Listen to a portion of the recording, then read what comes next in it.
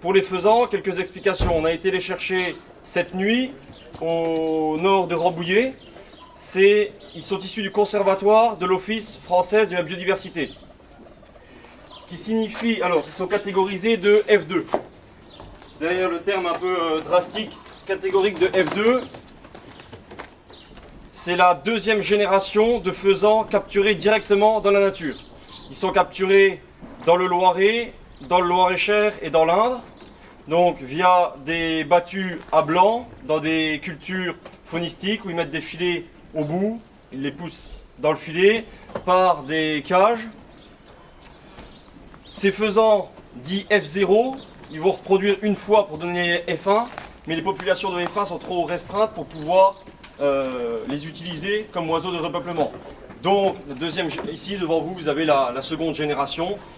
Ils sont élevés dans des volières de 4 hectares, ils n'ont presque jamais vu l'homme.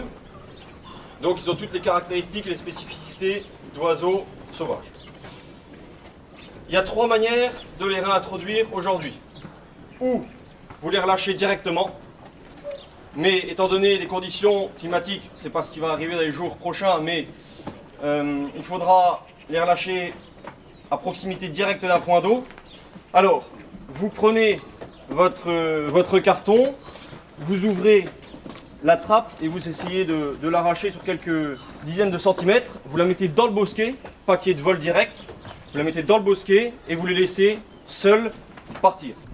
Nous sommes avec Philippe, chasseur de l'ACA, association communale de chasse agréée de Viviers-sur-Cher, participante depuis l'an passé, 2019, au projet de réintroduction du faisan commun sur les plaines meurthe-et-mosellanes.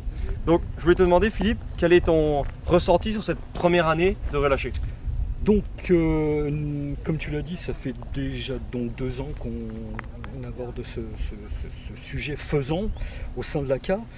Et l'année dernière, on avait donc un système de volière anglaise qui a très bien fonctionné, mais le problème qu'on a eu, c'est que trop de faisans sont sortis en même temps. Et effectivement, on a eu énormément de prédation due aux rapaces surtout, pas tellement aux renards, mais aux rapaces. Je voulais te demander aussi quels sont vos objectifs à court et long terme sur ce projet?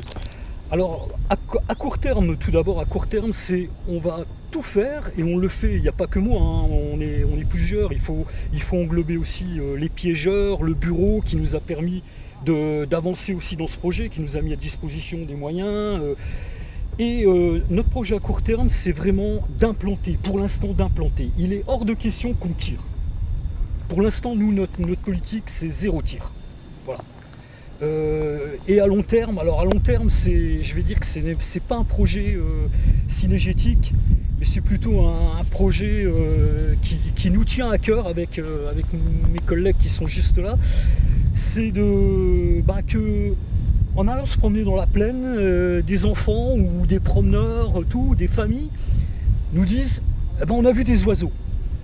Ça pour nous, on a déjà eu le cas cette année. Hein. Quelqu'un qui m'a appelé et qui a dit j'ai ma petite fille, elle a vu des oiseaux, c'est fantastique, elle est toute folle. Pour nous, le projet déjà il est réussi. Voilà. Je pense que le faisan est vraiment mobilisateur. Ah oui, surtout ici. Et ça permet de sensibiliser peut-être un grand nombre, le grand public, oui. Les élus même, les élus, autour. Chasseurs, attention, non chasseurs aussi, oui, attention. Hein. Les deux. Parce que on a pas mal de personnes qui se trimballent à la volière et qui viennent nous voir et qui nous demandent des renseignements, tout ça. Donc pour nous, c'est le but principal. C'est pas de prendre le fusil et de tirer, c'est hors de question. Pour l'instant, du moins.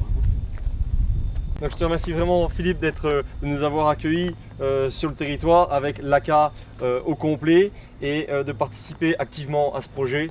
C'est vraiment magnifique de voir, moi, concrétiser ce projet et de voir par la suite des oiseaux se balader et gambader sur la plaine. D'accord, tout d'abord, nous, de toute façon, et moi je parle au sein de notre ACA, mais surtout de toutes les ACA du coin, du PIO qui ont participé à ce projet, c'est nous qui vous remercions d'avoir mis les moyens financiers et les moyens humains aussi, parce que tout seul on n'aurait pu rien faire. Donc là, on dit toujours que à plusieurs on y arrive mieux, mais bon, on va essayer.